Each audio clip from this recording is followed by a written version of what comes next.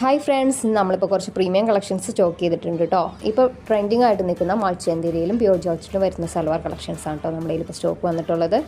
എല്ലാം ലിമിറ്റഡ് സ്റ്റോക്കാണ്. നമ്മൾ പുതിയ ഓർഡർ വരുന്നതനുസരിച്ചിട്ടാണ് കേട്ടോ കുറേശ്ശേ സ്റ്റോക്ക് ചെയ്യത്തുള്ളൂ. ബൾക്കായിട്ടൊന്നും എടുത്ത് വെച്ചിട്ടില്ല.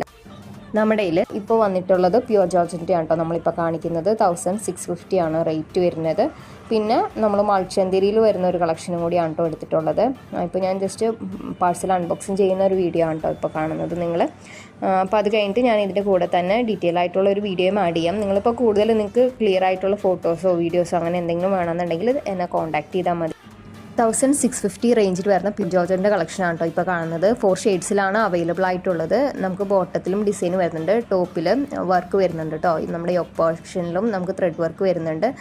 നല്ല സൂപ്പറായിട്ടുള്ള കളേഴ്സിലാണ് അവൈലബിൾ ആയിട്ടുള്ളത്. നല്ല ഭംഗിയുള്ള ഷെയ്ഡ്സാണ് കേട്ടോ. ഇത്രയാണ് 4 ഷെയ്ഡ്സിലാണ് ഇപ്പോൾ അവൈലബിൾ ആയിട്ടുള്ളത്.